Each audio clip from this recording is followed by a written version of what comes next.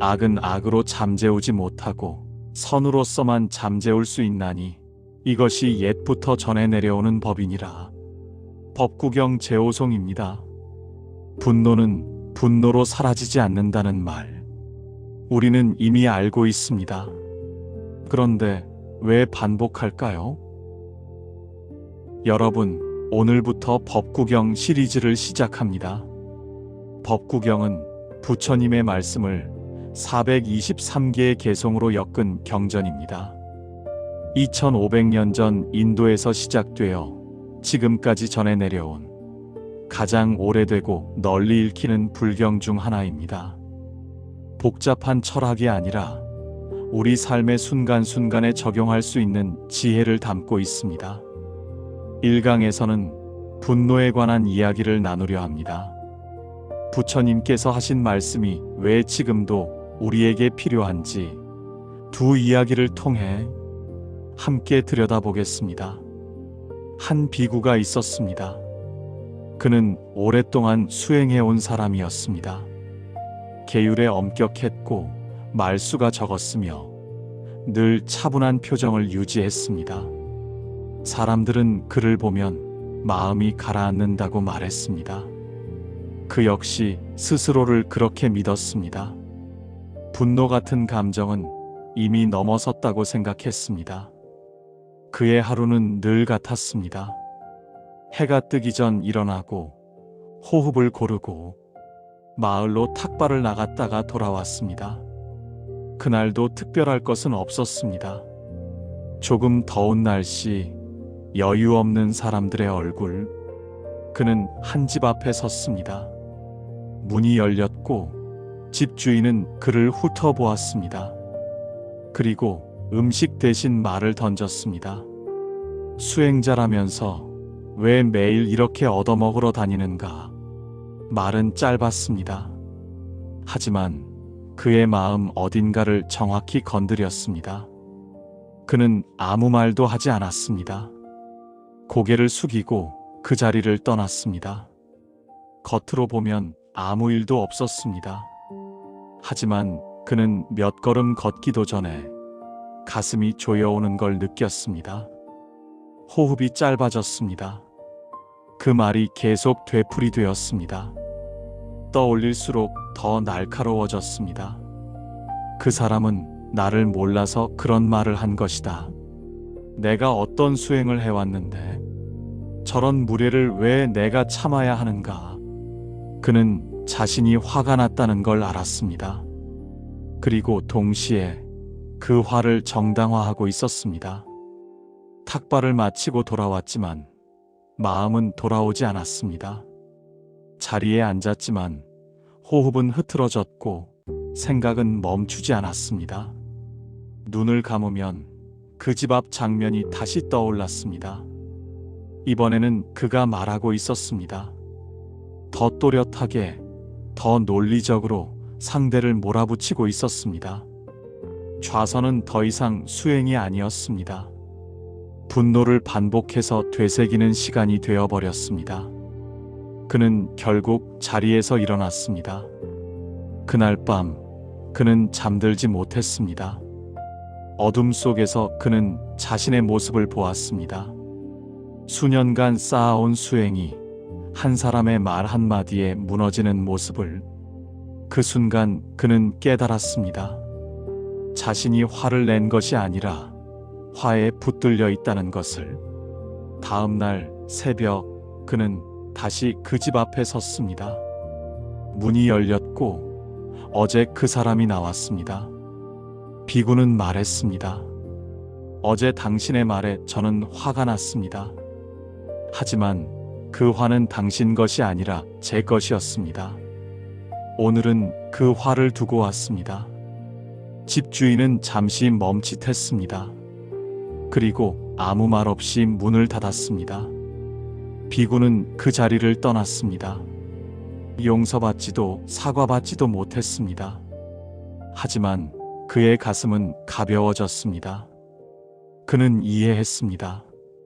분노를 내려놓는 것은 상대가 바뀌기를 바라는 일이 아니라는 것을.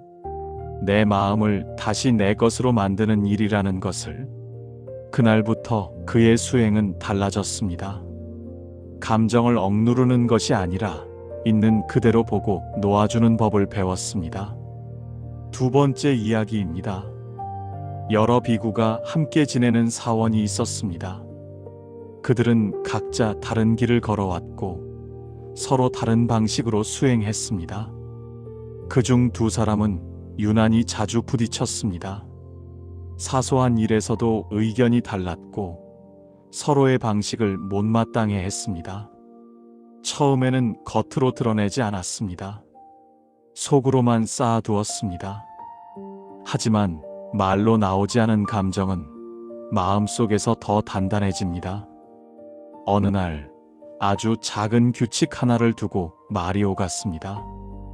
누가 옳은지, 어떤 방식이 더 수행에 맞는지에 대한 이야기였습니다. 처음엔 토론이었습니다. 그러나 어느 순간 한 사람이 이렇게 말했습니다. 당신의 방식은 틀렸다. 그 말이 나오자 공기는 단숨에 바뀌었습니다. 다른 사람은 잠시 침묵하다가 낮은 목소리로 대답했습니다. 당신이 나를 판단할 자격이 있는가? 그 순간 문제는 규칙이 아니게 되었습니다. 옳고 그름은 사라지고 자존심만 남았습니다. 그날 이후 두 사람은 서로를 피했습니다.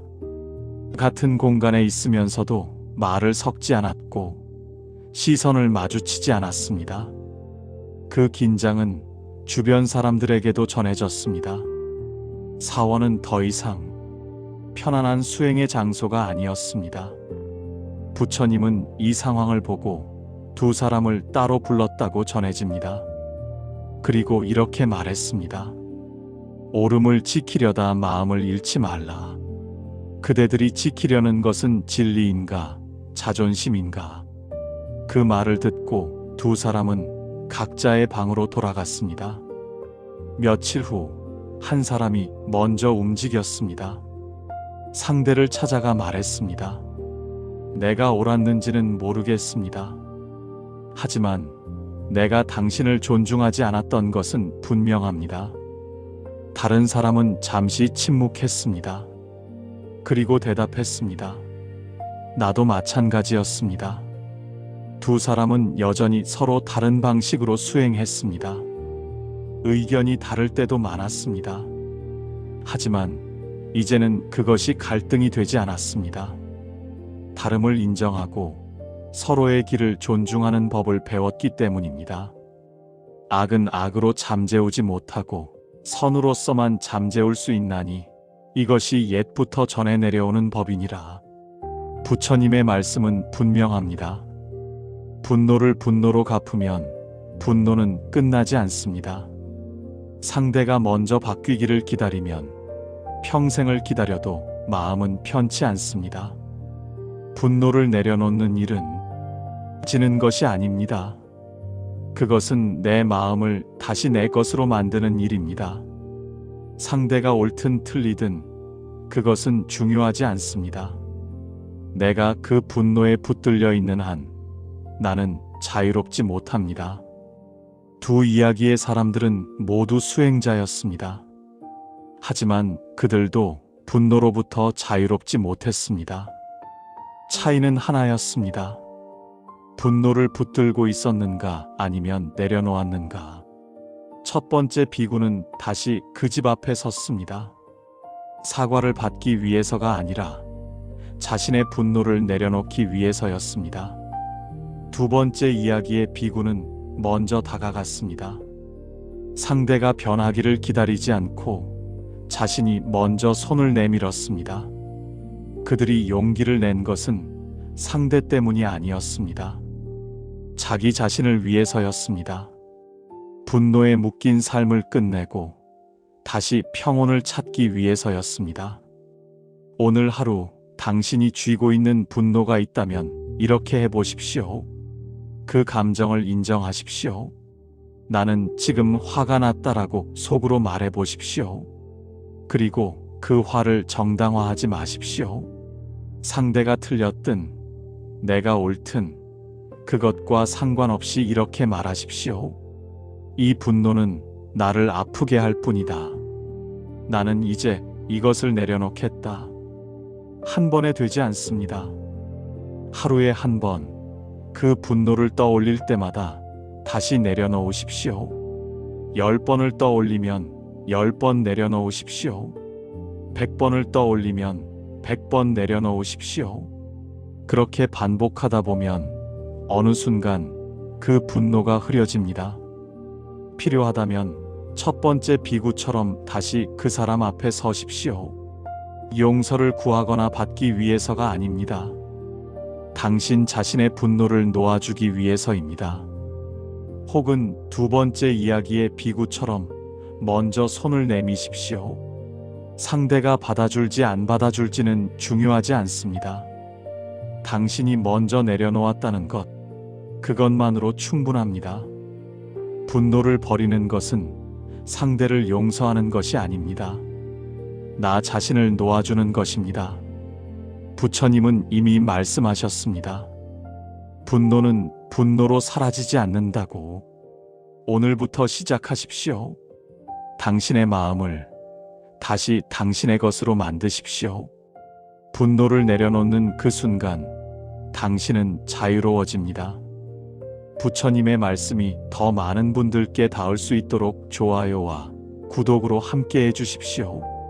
여러분의 경험과 생각을 댓글로 나눠주시면 우리 모두에게 배움이 될 것입니다. 다음 법구경 시리즈 2강에서는 말은 왜 돌아오는가라는 주제로 언어와 신뢰 그리고 되돌릴 수 없는 말에 관한 부처님의 가르침으로 다시 찾아뵙겠습니다. 감사합니다. 나무아미타불 관세음보살